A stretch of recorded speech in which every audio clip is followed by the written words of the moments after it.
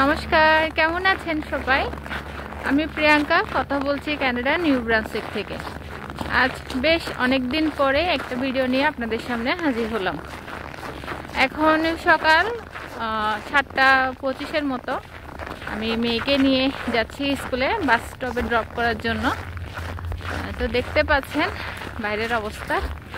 Temperature হচ্ছে এখন -15 আর feels like হচ্ছে -28। তো কানাডাতে যারা আসতে চায় বা আসার প্ল্যান করে থাকে তাদের সবার মনে একটি বড় প্রশ্ন বা বড় চিন্তার বিষয় হচ্ছে কানাডাতে তো অনেক ঠান্ডা, ওই ঠান্ডাতে কীভাবে সারভাইভ করব। তো সত্যি কথা বলতে গেলে প্রথম আসার পরে একটু সমস্যা হয় ঠিকই ঠান্ডার সাথে অ্যাডজাস্ট হওয়ার জন্য। এরপরে কিন্তু আস্তে আস্তে এটা সয়ে যায় ঠান্ডাটা।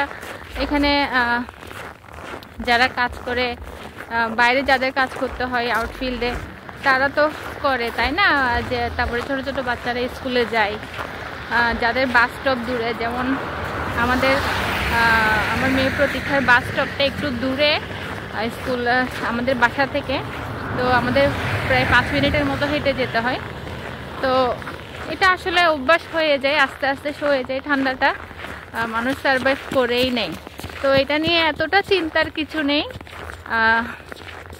ধীরে ধীরে আস্তে আস্তে এটা 1-2 বছর পরে এটা অ্যাডজাস্ট হয়ে যাবে। তবে হ্যাঁ, আপনি যখন বাইরে যাবেন তখন কিন্তু আপনাকে প্রপার ক্লোথিং করে বাইরে যেতে হবে, যেহেতু অনেক ঠান্ডা।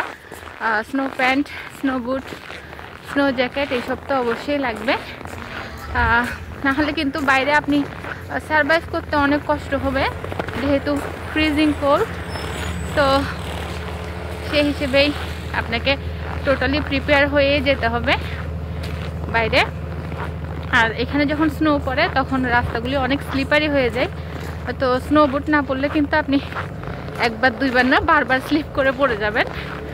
সো স্নো বুট পরেও কিন্তু অনেকেই স্লিপ করে পড়ে যায়, যেহেতু রাস্তাগুলো অনেক স্লিপারি হয়ে যায়। এটা একটা ফ্রেঞ্চ স্কুল বাস গেল। নিউ ব্রান্সউইকে ফ্রেঞ্চ এবং ইংলিশ ভার্সন দুইটাই আছে। আমার মেয়ে প্রতীক্ষায় ইংলিশ ভার্সনে পড়ে। ওদেরও হচ্ছে 75% ইংলিশ আর বাকি 25% হচ্ছে ফ্রেঞ্চ, আর কিছু আছে পুরোটাই ফ্রেঞ্চ ভার্সন। তো ওদের ইংলিশ ভার্সনের বাস এখনও আসেনি, বাসের জন্য ওয়েট করব। আমরা বাস স্টপে চলে এসেছি, অন্যান্য বাচ্চারাও আসছে। সো যেটা বলছিলাম যে বাইরে গেলে আপনাকে কিন্তু প্রপার ক্লথিং করে এরপর বাইরে যেতে হবে। এটা হচ্ছে আমার মেয়ের স্কুলের বাস স্টপ। এখানে বাস আসবে, এই যে বাস অলরেডি চলে আসতেছে।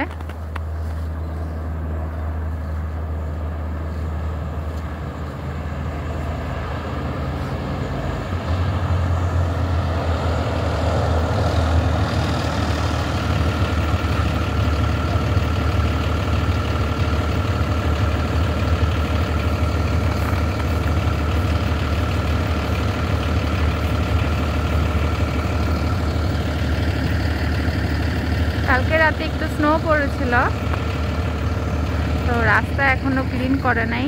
এগুলো গাড়ি চলতে চলতে একটু হালকা হয়েছে, আর পাশে এগুলা ভাবে জমানো আছে।